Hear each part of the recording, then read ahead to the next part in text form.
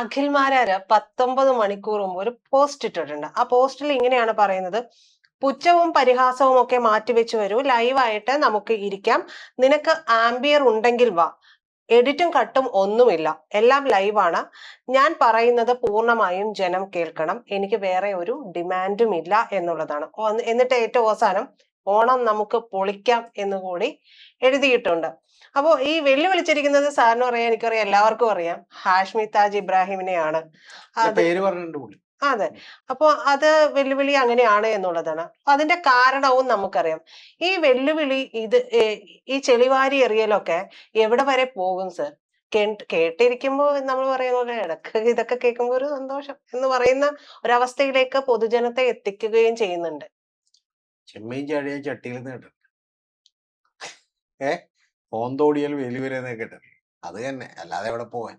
ഇതിപ്പോ എന്ന് പറഞ്ഞിട്ടുണ്ടെങ്കിൽ ഹാഷ്മി താജ് ഇബ്രാഹിം ഇങ്ങനൊരു വെല്ലുവിളി ഒന്നും ഏറ്റെടുക്കാൻ ഹാഷ്മിക്ക് പറ്റില്ല. കാരണം ഹാഷ്മി 24 ന്യൂസിൽ പണി ജോലി തന്നെയാണ്, അല്ലാതെ ഇവനെ പോലെ മറ്റേ ബ്ലാ അടിച്ച് കിടക്കുന്ന എന്തല്ല ഒരാളല്ല. അപ്പൊ അതുകൊണ്ട് പ്രജിത ഇപ്പൊ 24 ന്യൂസിൽ ജോലി ചെയ്യണമെങ്കിൽ പ്രജിത പറയണേണ് എന്നോടത്ത് വെല്ലുവിളിച്ചിട്ടുണ്ട്, അതുകൊണ്ട് ഞാൻ ഇവിടെ വന്നൊരു പ്രോഗ്രാം എടുക്കട്ടെ എന്ന് പറഞ്ഞാൽ അവര് സംഭവിക്കുക? ഇത് എന്ത് പറയണേ ഇത്? പിന്നെ പ്രജിതക്ക് നേരെ വേറെ എവിടെയെങ്കിലും പോയി ഏതെങ്കിലും ചാനലിൽ പോയി ഒരു പ്രോഗ്രാം എടുക്കാൻ പറ്റുമോ? സംഭവിക്കുമോ അവര്? പിന്നെ ഈ ബാലൻസ് ഉള്ളത് പാസങ്ങളിലേക്കുള്ള കാശ് ഇവൻ കൊടുക്കും. ഇവൻ തന്നെ ഒരു അഗ്നി പരീക്ഷയിലാണ്. കാരണം ഇവൻ അങ്ങനെ ഒരു പ്രോഗ്രാമിന് പോയി ഡെയിലി ഇപ്പൊ 1.25 ലക്ഷം രൂപ കിട്ടുന്നുണ്ട്, ഓണം നമുക്ക് അടിച്ചു പൊളിക്കാന്നൊക്കെയാണ് ഇവൻ എന്ത് ചെയ്തേക്കണം. അതൊക്കെ പറയണം. അതൊക്കെ അതാ പറഞ്ഞ ഇവന് വെളി മുമ്പ് ഇവരില്ലല്ലോ, അതുകൊണ്ടാണ്. ഇവനെ മാരാർന്നല്ല ശരിക്കും പറഞ്ഞ വിളിക്കുന്നത്, മനസ്സിലായി? ഇവരതല്ല വിളിക്കേണ്ടത്. അല്ല, ഞാൻ തെറ്റായിട്ടൊന്നും പറയാൻ ഉദ്ദേശിച്ചില്ല. ഞാൻ ഉദ്ദേശിച്ചത് മൈ മാരാർ എന്ന് വിളിക്കാനാണ്. അപ്പൊ മനസ്സിലായ, എന്റെ സ്വന്തം മാരാറാണ്. അപ്പൊ അതുകൊണ്ട് നിങ്ങൾ അറിയേണ്ടത്, ഇവൻ എന്നിട്ട് ഏറ്റവും പറഞ്ഞ വൃത്തിയുടെ എന്താണെന്നറിയാം. ഇവൻ അങ്ങനെയൊക്കെ പറയാൻ കാര്യം എന്ന് വെച്ചാൽ, ഇവൻ 4 മിനിറ്റ് 44 സെക്കൻഡുള്ള ഇവൻ പറഞ്ഞേക്കണേണ് ഹാഷ്മിക്ക് തന്റെ ഇടമുണ്ടെങ്കിൽ ഒരു ചാനൽ ചർച്ചയിൽ പങ്കെടുത്തു, അതിന് മര്യാദക്ക് വെല്ലുവിളിക്കുക, അതിന് കുഴപ്പമില്ല. ഹാഷ്മിക്ക് തന്റെ ഇടമുണ്ടെങ്കിൽ ഹാഷ്മി വിളിക്കുന്ന ആൾ, അപ്പ എന്ന് വിളിക്കുന്ന ആള് ഉമ്മയുടെ ഭർത്താവ് തന്നെയാണെങ്കിൽ എന്ത് നിലവാരമാണ് ഇവരൊക്കെ? ഒന്ന് ആലോചിക്കുക. ഹാഷ്മി വിളിക്കുന്ന ആൾ, ബാപ്പയെന്ന് വിളിക്കുന്ന ആൾ ഉമ്മയുടെ ഭർത്താവ് തന്നെയാണെങ്കിൽ ലൈവായിട്ട് പ്രോഗ്രാം നടത്തി ഞാൻ മാറ്റിയ നിലപാടുകൾ പറഞ്ഞ് എന്നെ പൊളിച്ചെടുക്കുക.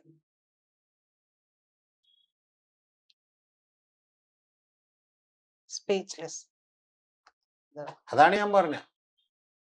ശരിക്കും പറഞ്ഞാൽ മൈ മാരാർ എന്നുള്ളതാണ് എന്ത് ചെയ്യേണ്ടത്. അതിൻ്റെ ഇടക്ക് ഈ മൈ കഴിഞ്ഞിട്ട് നിങ്ങൾ ഒരു കോമയുണ്ട്, ആ കോമ ശ്രദ്ധിക്കണം, അല്ലെങ്കിൽ എന്ത് ചെയ്യും, പ്രശ്നമായി പോകും. പിന്നെ ഒരു മായം ഉണ്ട്, ആ മായ എടുത്ത് കളയുകയും ചെയ്യരുത്. ഈ മായും കോമയും നിങ്ങൾ കട്ട് ചെയ്ത പ്രശ്നവും, അതുകൊണ്ടാണ് ഞാൻ പറഞ്ഞത് അത് ചെയ്യരുത്. പിന്നെ ഇവന്റെ അടുത്ത ഡയലോഗാണ്, ജനകീയ കോടതിയിലേക്ക് വിളിച്ചപ്പോൾ ഞാൻ വന്നത് വെറും വിഡ്ഢിയായതുകൊണ്ടല്ല. അത് കറക്റ്റ്, അത് ഞാൻ ഇവനോട് അംഗീകരിക്കുന്നു. ഞാൻ എന്ത് ചെയ്യുന്നു, സറണ്ടർ. ഞാൻ അങ്ങനെയല്ല, അവന് സ്റ്റാൻഡിങ് ഓവേഷൻ കൊടുക്കുന്നു. നീ വിഡ്ഢിയായതുകൊണ്ടല്ല, നീ വമ്പര വിഡ്ഢിയായതുകൊണ്ടാണ്. അത് കറക്റ്റ്, വെറും വിഡ്ഢിയല്ല. ശരിക്കും എന്റെ ഉള്ളിൽ ഉറച്ച സത്യവും നീതിയും ഉള്ളത് കൊണ്ടാണ്. അത്രക്കൊക്കെ പോണോ രാമൻകുട്ടി എന്ന് ചോദിക്കണില്ല ഒരു സിനിമയിൽ, അതുപോലെ അത്രക്കൊക്കെ പോണോ? സത്യം പറഞ്ഞ പോയത് ആക്രാന്തം കൊണ്ടാണ്. പിന്നെ കുറെ ആളുകൾ വിളിച്ചിട്ട് പറഞ്ഞു ഹാഷ്മി നെറികേട് കാണിക്കും, പഴയ സംവാദത്തിലെ ക്ഷീണം തീർക്കാൻ. ഞാൻ പറഞ്ഞു അല്ല, ഹാഷ്മി ഒരു നല്ല മാധ്യമ പ്രവർത്തകനാണ്, ഹി വോണ്ട് ഡു ദാറ്റ്, അവനത് ചെയ്യില്ല എന്ന് പറഞ്ഞുകൊണ്ടാണ് പോയത്. ഈ വൃത്തികെട്ടവൻ അതിഥികളായി വിളിച്ച ആളുകളോട് എന്തൊക്കെ സംസാരിക്കണമെന്ന് ഇവൻ പറഞ്ഞു കൊടുക്കുന്ന വാചകങ്ങൾ കേട്ടപ്പോഴാണ് ഇവൻ എത്ര വൃത്തികെട്ടവനാണ്, അതായത് ഹാഷ്മി താജ് ഇബ്രാഹിം എത്ര വൃത്തികെട്ടവനാണെന്ന് കൊടുത്തത്. സാറേ, ഇതില് ഹാഷ്മി അതിന് മുമ്പ് ഒരു പോസ്റ്റ് വിട്ടിട്ടുണ്ടായിരുന്നു, ഹാഷ്മി അല്ല മാരാര്. അപ്പോ അതില് പറയുന്നുണ്ട്, ഹാഷ്മിയുമായിട്ട് സംസാരിച്ചതിന്റെ ആദ്യ ഭാഗത്തിൽ ഒരു അരമണിക്കൂർ കട്ട് ചെയ്തു, പിന്നെ ഞാൻ സംസാരിക്കുമ്പോ മൈക്കിന്റെ വോളിയം കൂട്ടിവെച്ചു, എനിക്ക് സംസാരിക്കാൻ സമയം തരാത്ത രീതിയിലാക്കി എന്നൊക്കെയുള്ള ആരോപണങ്ങളും ഒക്കെ പറയുകയൊക്കെ ചെയ്യുന്നുണ്ട്. ഇതൊക്കെ സംഭവിച്ചിട്ടുണ്ടാവോ? ശരിയാണല്ലോ, നമ്മൾ കണ്ടുകൊണ്ടിരിക്കണേ. ഇവന്റെ മൈക്ക് ഹാഷ്മിന്ന് പൊത്തിപ്പിടിച്ച് എന്നിട്ട് ബാക്കിയുള്ളവരെ കൊണ്ട് സംസാരിപ്പിച്ചു. അല്ല, അത് എഡിറ്റ് ചെയ്ത് കളഞ്ഞു എന്നാണ് പറഞ്ഞ കാര്യം നമ്മുടെ മുമ്പിലിടല്ല. താങ്കൾ പറഞ്ഞ ഈ പറയുന്ന പോലെ എന്താണ്, മാധ്യമപ്രവർത്തകൻ എന്നുള്ള നിലയിൽ വലിയ പരാജയമാണ് വ്യക്തിവിരോധം തീർക്കാൻ ഒരു ഫ്ലോർ ഉപയോഗിച്ചെന്നൊക്കെയാണ് ഈ മണ്ടൻ പറയണത്. യഥാർത്ഥത്തില് ഇവന്റെ വാക്കുകൾ എന്തൊക്കെയാണെന്ന് നമുക്കൊന്ന് ചർച്ച ചെയ്യാം. ഇവൻ പറഞ്ഞ എന്തൊക്കെയാണ്? ഇവൻ പറയണത് ഒരു ചോദ്യം തന്നെ ഇവൻ ഇന്ന് ചോദിക്കാൻ വല്ല അർഹതയുണ്ട? ഇവൻ പറയണത് മറ്റേ ഇന്ദിരാഗാന്ധി എന്തിനാണ് മറ്റേ ഫിറോസ് ഗാന്ധിയുടെ പേര് കൂടെ ചേർത്തത്, ഏത് ഭർത്താവിന്റെ പേര് കൂടെ ചേർത്തത് മറ്റേ നെഹ്റുവിന്റെ പേര് തന്നെ എന്ത് ചെയ്താ പോരെ, വെച്ചാ പോരെ എന്നൊക്കെ ഇവൻ ചോദിക്കണം. ഇവന്റെ പേരെന്തൊക്കെയാണെന്ന് അറിയും? ഇവന്റെ പേര് ആദ്യം അഖിൽ രാജ്, പേരിൽ പോലും ഒരു മാറ്റമുണ്ട്. അഖിൽ രാജ്. അടുത്ത പേര് അഖിൽ കൊട്ടാത്തല, പിന്നെ ഇപ്പൊ അഖിൽ മാരാ. ഇനി അടുത്തത് അഭിപ്രായങ്ങൾ മാറിയത് ശരികൾ മാറിയത് കൊണ്ടാണ്. ശ്രദ്ധിക്കണം, അഭിപ്രായങ്ങൾ മാറി, പക്ഷെ അത് ശരികൾ മാറിയത് കൊണ്ടാണ്. അതിനാണെന്ന് മറ്റേ ഗാന്ധിജിയുടെ കോട്ടൊക്കെ എടുത്തു വെച്ച. സത്യം മാറിയാൽ ഞാൻ പറയുന്നത് മാറുമല്ലോ. ഇപ്പൊ പകലാണെന്ന് പറഞ്ഞാൽ ഇരുട്ട് വരുമ്പോഴത്തേക്ക് നമുക്ക് ഇരുട്ടാണെന്നല്ലേ പറയാൻ പറ്റുള്ളൂ. അങ്ങനെ ശരികൾ മാറിയതുകൊണ്ടാണ്. പിന്നെ അടുത്ത തന്നെ ഇത് അഭിപ്രായങ്ങൾ മാറിയിട്ടേ ഇല്ല. മാറിയ അഭിപ്രായം ഉണ്ടെങ്കിൽ പറയാം. അപ്പൊ കുറച്ചേരം മുമ്പ് ഇവൻ തന്നെ 1 മിനിറ്റ് മുമ്പ് 30 സെക്കൻഡ് മുമ്പ് ഇവൻ തന്നെ സമ്മതിച്ച എന്താ അഭിപ്രായം മാറി, ശരികളും മാറി. മറ്റേ മഹേഷ പ്രതിയാത്തിപ്പെടണ പോലെ എവിടെ നീ എവിടെയെങ്കിലും ഒന്ന് ഉറച്ചു. ഇനി അടുത്തത് BJP-യിൽ പോകില്ല, പോയിട്ടില്ല, പോവുകയുമില്ല. എൻഡിഎയുടെ ഭാഗമായിരുന്നു. 2020 വലിയ കക്ഷിയും പിന്നെ BJP-ക്ക് സ്വാധീനമില്ല ചെറിയ കക്ഷിയും കൂടെ നിൽക്കണേണ. ഇനി അടുത്തത് ഇത് പോട്ടെ, ഇതൊക്കെ നമ്മൾ കണക്കിലെടുക്കണ്ട. അടുത്തത് ഇവൻ വേറൊരു ഘട്ടത്തിൽ പറയണേണ്ട, BJP-യിൽ പോയിട്ടില്ല കേട്ടാ, പോയിട്ടില്ല, BJP-യോട് ചോദിച്ചിട്ടുമില്ല. BJP എന്ന് പറയുന്നത് ദേശീയതയും വർഗീയ വിഭജനവുമാണ് അവരുടെ ലക്ഷ്യം. വൃത്തിയിട്ട പാർട്ടി, അതുകൊണ്ട് ഞാൻ ഒരിക്കലും പോയില്ലെന്നാണല്ലോ അതിന്റെ അർത്ഥം. അടുത്തത് കുറച്ച് കഴിഞ്ഞിങ്ങോട്ട് വരുമ്പോ മറന്നുപോയി മറ്റത്. 1.5 കൊല്ലം മുമ്പ് ഞാൻ ചെന്ന RSSനെയും BJP-യെയും കണ്ടു. കൊട്ടാരക്കരയിൽ ഞാൻ സ്വതന്ത്രനായി മത്സരിച്ചാൽ നിങ്ങൾ എന്നെ സപ്പോർട്ട് ചെയ്യുമോ എന്ന് ചോദിച്ചു. സപ്പോർട്ട് ചെയ്യില്ലേ എന്ന് ചോദിച്ചു. ചെയ്യണേ എന്ന് പറഞ്ഞ് അവിടെ കിടന്ന് കാല് പിടിച്ചു. അതായത് BJP വർഗീയ പാർട്ടിയാണ്, വൃത്തിയുടെ പാർട്ടിയാണ്, ഞാൻ ഒരിക്കലും പോകില്ല, ഞാൻ പോയിട്ടുമില്ല, പോവുകയില്ല. ചേട്ടാ, ഇതിലും ഭേദം അവരുടെ ഒപ്പം ചേരുന്നതല്ലേ. കാരണം അവരോടെങ്കിലും ഒരു പ്രതിബദ്ധത കാണിക്കാൻ പാടില്ലേ. ഇപ്പൊ ഇവന്റെ കാര്യത്തിന് വേണ്ടി അവരുടെ വോട്ട് എന്ത് ചെയ്യുന്നു? അപ്പൊ അവര് പറഞ്ഞില്ല, അവർക്ക് കാര്യം മനസ്സിലായി. ഏത് അവർക്ക് പ്രശ്നമില്ല, റോബിൻ രാധാകൃഷ്ണനൊക്കെ ഉണ്ടല്ലോ, അതുകൊണ്ട് വെറുതെ ഇനി കൂടുതൽ പ്രശ്നങ്ങൾ ഉണ്ട് ചെയ്യേണ്ടെന്ന് വെച്ചിട്ട് ഇവര് പറഞ്ഞ് ഒഴിവാക്കി. ആ ഒഴിവാക്കിയപ്പോഴാണ് ഇവർ ഇപ്പുറത്തേക്ക് ചാടിയത്. അപ്പൊ അതിനു മുമ്പ് ഇവൻ ഇന്ത്യൻ നാഷണൽ കോൺഗ്രസ്, എന്നിട്ട് ഇവൻ പറഞ്ഞ ഇന്ത്യൻ നാഷണൽ കോൺഗ്രസ് എന്തെങ്കിലും മറ്റേ നല്ല കാര്യം ചെയ്തിട്ടുണ്ടോ? എനിക്ക് ഗാന്ധിജിയോടൊന്നും ഒരു താല്പര്യമില്ല, അയാളൊന്നും എനിക്ക് ആരാധിക്കാനുള്ള ആളല്ല, എന്റെ ആരാധകൻ സവർക്കറാണെന്നോ.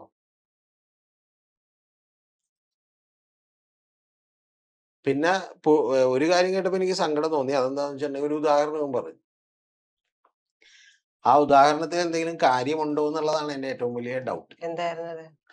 അത് കേട്ടപ്പോ പറയണോ വേണ്ടെന്നാണ്. കാരണം പുള്ളി പറയണത് ഹാഷ്മി താജ് ഇബ്രാഹിമിനെ ഇപ്പൊ മാതൃഭൂമി ചാനലിൽ നിന്ന് 24 ന്യൂസിലെ ശ്രീകണ്ഠൻ നായർ വിളിക്കണേ, ശ്രദ്ധിച്ചേക്കണേ, ഒരു വരി പോലും എന്റെ മൂളൽ പോലും വിട്ടുപോരുത്. വിളിച്ചിട്ട് ഇവിടെ 5 ലക്ഷം രൂപ ശമ്പളം തരാമെന്ന് പറഞ്ഞ് ഇവിടെ കൊണ്ടുവന്ന് കഴിയുമ്പോ 24 ന്യൂസിൽ കയറ്റിയിട്ട് കുനിച്ചു നിർത്തി കൂമ്പിനിടിച്ചിട്ട് വിട്ട എന്തായിരിക്കും? സാബു ഇടിച്ചോ? അതാണ് എന്റെ ഡൗട്ട്. അപ്പൊ അങ്ങനെ ചെയ്താൽ നിങ്ങൾ എന്ത് പറയുമെന്ന് ചോദിക്കണം.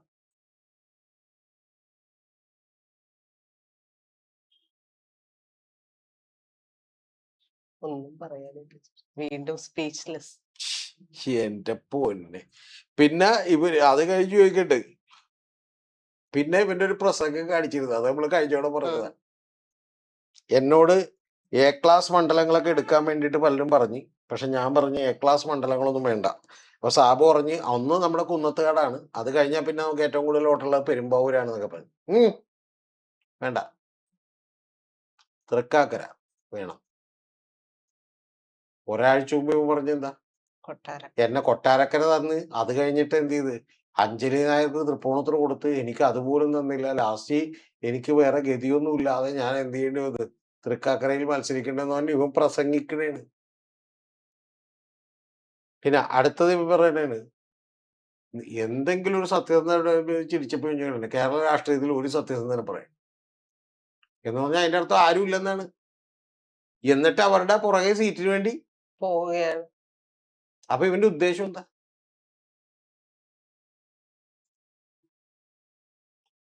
വല്ലാത്തൊരു പിന്നെ ഇവൻ പറയുന്ന ഒരു വാചകമുണ്ട്, അതിലേക്ക് സന്തോഷമുണ്ട്. അതുകൊണ്ട് ഞാൻ കണ്ട എപ്പോഴെങ്കിലും ഞാനൊരു നാരങ്ങുളം മേടിച്ചു പോകും. ഉം. ഇതൊക്കെ മറക്കാൻ, ഞാൻ ഇങ്ങനെയൊക്കെ പറഞ്ഞൊക്കെ മറക്കാൻ. എനിക്കിപ്പോ ഒരാൾ പെട്ടെന്ന് ഒരു സുപ്രഭാതത്തിൽ വന്ന് ഒരു ഗ്ലാസ് നാരങ്ങുളം മേടിച്ചെന്നാൽ ഞാൻ അയാൾ നല്ലതെന്ന് പറയും. അപ്പൊ സംഭവം എന്ന് പറഞ്ഞാൽ ആമാശയം മാത്രമാണ് പ്രശ്നം. പിന്നെ വെല്ലുവിളി ഞാൻ ഏറ്റെടുക്കാൻ തയ്യാറാണ്. ഉം. കമോൺ, എവിടെ ഇവിടെ കമോൺ, കമോൺ എവിടെ വേണമെങ്കിലും ലൈവായിട്ട് എന്ത് ചെയ്യും.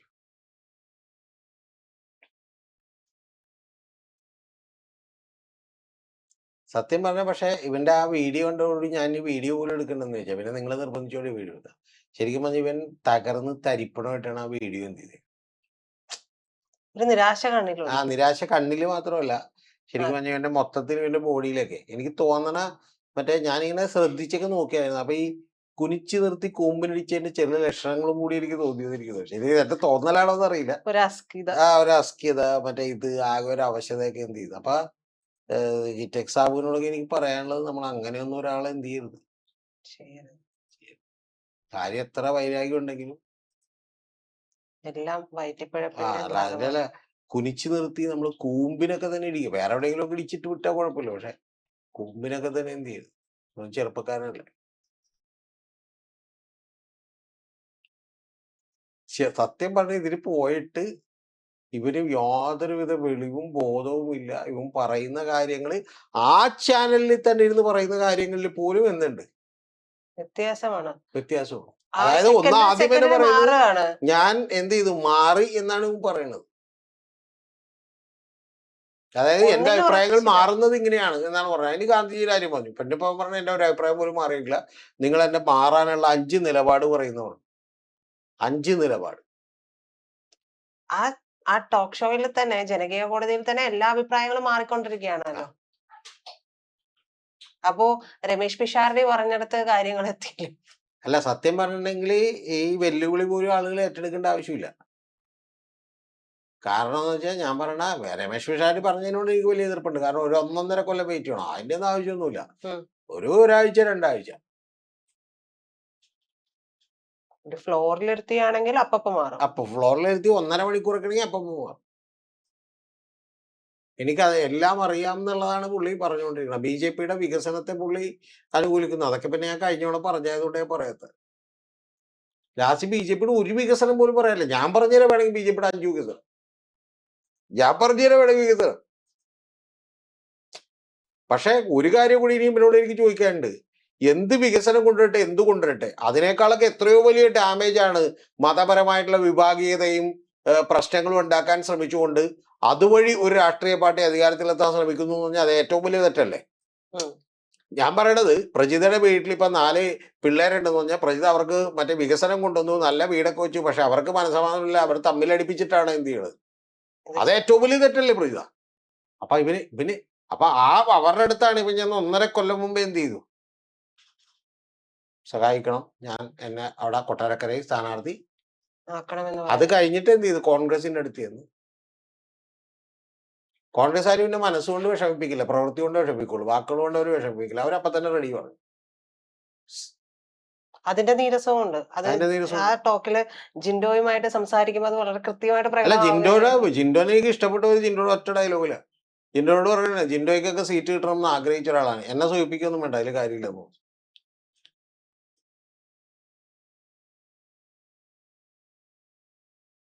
മുഖത്ത് നോക്കിയൊക്കെ. അല്ല ഇതൊക്കെ എന്റെയൊക്കെ പ്രശ്നം എന്താ വെച്ചാൽ, ബേസിക് പ്രശ്നം എന്ന് വെച്ചാൽ ബിഗ് ബോസിലൊക്കെ വരുന്നവരെ കുറിച്ച് നമ്മുടെ ജനങ്ങൾ വലിയ പ്രതീക്ഷയൊന്നും വെക്കേണ്ട ആവശ്യമില്ല. വെക്കണ്ട. ഞാനാണെങ്കിലും താങ്കളാണെങ്കിലും ആരാണെങ്കിലും അങ്ങനെ ഒരു പ്രതീക്ഷ അതുകൊണ്ട് മാത്രം. അല്ലെങ്കിൽ അവന് കഴിവുണ്ട്, മിടുക്കുണ്ട് എന്നൊക്കെ നമുക്ക് ബോധ്യപ്പെടണം. ഇത് എന്തെങ്കിലും കാര്യങ്ങളെ കുറിച്ച് ഒരു അറിവ് എന്ത് ചെയ്യണ്ട. 9 അല്ല 500 മറ്റേ മാപ്പെഴുതി കൊടുക്കുമെന്നുള്ള. അപ്പൊ അത് കറക്റ്റാണ്. കാരണം 500 മാപ്പെഴുതി കൊടുക്കുന്നവന് ഈ ഒരു സ്വഭാവമായിട്ട് എന്ത് ചെയ്യാൻ പറ്റും?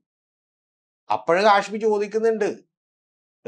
നിങ്ങൾ ഈ പറയുന്ന പോലെ ഭഗത് സിംഗിനെ പോലെയുള്ള ആളുകൾ മറ്റേ എന്ത് ചെയ്തവരാണ് ഈ പറയുന്ന മാപ്പെഴുതി കൊടുക്കാൻ പറഞ്ഞപ്പോ അങ്ങനെ ഞാൻ പറഞ്ഞപ്പോ അത് മാത്രമല്ല ഉദ്ധം സിംഗ് എന്നൊക്കെ പറഞ്ഞ നിരവധി ആളുകളുണ്ട്. അവരെല്ലാം ശരിക്കും പറഞ്ഞാൽ മാപ്പെഴുതി കൊടുക്കാൻ പറഞ്ഞാൽ മാപ്പോലും ഒരു കോപ്പ് എഴുതി തരില്ല എന്ന് പറഞ്ഞാൽ എന്ത് ചെയ്തവരാണ്? ജയിലിൽ കിടന്നവരും തൂക്കുകയറിലേക്ക് പോയ നിരവധി ആളുകൾ ഇന്ത്യ രാജ്യത്ത് ഉണ്ട്.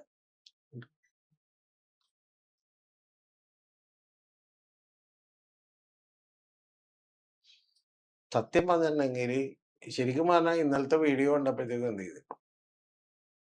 സങ്കടം തോന്നി. ആട്ടപടലം. നമ്മള് ഒരാളെ തകർന്നു എന്നൊക്കെ പറയുമ്പോൾ ഒരു തിരിച്ചടി ഉണ്ടാവുക, ഒരു സെറ്റ് ബാക്ക് ഉണ്ടാവുക എന്നൊക്കെ പറയുന്ന പോലെ അല്ലല്ലോ പ്രജിത. ആട്ടപടലം എന്ത് ചെയ്യും? ഞാൻ പറയണത് എനിക്ക് മാരാരോട് ഇഷ്ടമുള്ളതുകൊണ്ട് ഞാൻ പറയണത്, മാരാരെ ഇനിയും ഈ കടുങ്കൈക്കൊന്നും പോകണ്ട. കുറച്ചാള് പതുങ്ങി മിണ്ടാതിരിക്കുക. അതിനുശേഷം എന്ത് ചെയ്യും? വീണ്ടും ഉയർത്തെണീറ്റ് വരിക. അല്ലാതെ മാരാര് ഉദ്ദേശിക്കുന്ന പോലെ ഇനി ലൈവിൽ പോയി ഒരാളെയും മാരാർക്ക് എന്ത് ചെയ്യാൻ പറ്റില്ല. പിന്നെ മാരാരോടൊന്നും സംസാരിച്ച് കളയാൻ ആർക്ക് സമയമില്ലാത്തതുകൊണ്ടാണ് ആരും ഇതിന് തയ്യാറാകാത്തത്. മാരാരൊന്നും ആരും വലിയ ഗൗരവത്തിൽ എടുത്തിട്ടില്ല. മാരാര് വിചാരിക്കുന്നു മാരാർക്ക് ഒരുപാട് അറിവുണ്ട്, എന്തോ വലിയ സംഭവമാണെന്നൊക്കെ മാരാര് വിചാരിക്കുന്നു. ഒരറിവും മാരാർക്ക്. മാരാർ പറഞ്ഞു എനിക്ക് സിനിമ തിരക്കഥ എഴുതാൻ പറ്റും, അതിന് കുഴപ്പമില്ല. അത് ആർക്ക് പേനയും പെൻസിലും മാത്രം. പക്ഷെ അതിനപ്പുറത്തേക്ക് എന്ത് ചെയ്യാൻ പറ്റില്ല. അല്ല, നിലപാട് മാറ്റുന്നോണ്ട് ഭാവനയായിട്ട് ചിലപ്പോ ചേർന്ന് പോകും. ഏ നിലപാട് മാറ്റുന്നോണ്ടേ അതാണ് ഭാവനയായിട്ട്. ലോജിക്കലി മറ്റേ എന്ത് ഭാവനയായിട്ട് ചേർന്നു. പക്ഷെ സിനിമയുടെ ആദ്യ അവസാനം തമ്മിൽ ലോജിക്കൽ പ്രശ്നം ഉണ്ടാവും. കാരണം വെച്ചാൽ ആദ്യം കാണിക്കുന്ന ഒന്നായിരിക്കും, ലാസ്റ്റ് കാണിക്കുന്നത് എന്തായിരിക്കും. പിന്നെ പുള്ളി അത് സിനിമയിൽ അഭിനയിച്ചിരുന്നില്ല, ഏതൊരു സിനിമ എന്താണ് മുള്ളംകൊലി വേലായുധൻ എന്തൊക്കെ പറയും, എന്തൊക്കെയോ ആ സിനിമയിൽ കിടന്ന് കാണിച്ചു വിട്ടുണ്ട്. അങ്ങനെ വല്ല കാര്യം നോക്കാം. അപ്പൊ നമുക്ക് ചോയ്സ് ഉണ്ട്. പിന്നെ ഹാഷ്മിയോട് ഞാൻ പറയണത്, നമ്മളൊരാളെ വേണമെങ്കിൽ വെടിവെച്ചു കൊല്ലാം, പിസ്റ്റൾ എടുത്ത് വെടിവെച്ചു കൊല്ലാം, അല്ലെങ്കിൽ AK-47 വെച്ച് വെടിവെച്ചു കൊല്ലാം. പക്ഷെ ഇത് ഓരോ ഇഞ്ച് ബൈ ഇഞ്ച് നമ്മൾ അറക്കരുത്. അത്രയൊന്നും തീരും.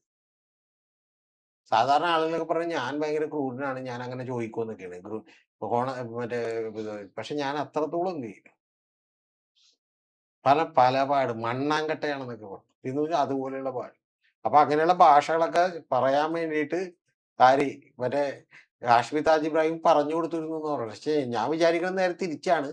ഇവന്റെ ദയനീയത കണ്ടിട്ട് ജിൻഡോയ്ക്ക് പോലും സഹതാപെന്നുകൊണ്ട് ജിൻഡോ അധികം ഒന്നും പറഞ്ഞില്ല. ജിൻഡോ സാധാരണ മറ്റേ ഇതിലൊക്കെ ചർച്ചകളിലൊക്കെ ഭയങ്കര ബഹളം ഉണ്ടാക്കുന്നതാണ്, മനസ്സിലായി. അതൊന്നും പിന്നെ എങ്ങനെയെങ്കിലും ജിൻഡോയുടെ മുഖത്ത് എണ്ണ വരട്ടി ഒന്ന് സൂചിപ്പിക്കാനൊക്കെ നോക്കി. അതാണ് പറഞ്ഞത് ജിൻഡോയ്ക്കൊക്കെ സീറ്റ് കിട്ടണമെന്ന് ഞാൻ ആത്മാർത്ഥമായി ആഗ്രഹിച്ചിരുന്നു. എന്ത് ചെയ്തു? പക്ഷെ കിട്ടിയില്ല. അതിന്റെ സങ്കടം പുള്ളിക്ക് ഇപ്പോഴും. അതുകൊണ്ട് ആകെ നമ്മൾ ഈ അവസ്ഥയിൽ, ഈ മൃതപ്രായനായിരിക്കുന്ന അവസ്ഥയിൽ തന്നെ ഒരു വെല്ലുവിളി നടത്തണോ എന്നുള്ളതാണ് എനിക്ക് പ്രിയപ്പെട്ട അഖിൽ മാരാരോട്, അല്ലെങ്കിൽ അഖിൽ കൊട്ടാത്തലയോട്, അല്ലെങ്കിൽ അഖിൽ രാജിനോട് ചോദിക്കണം.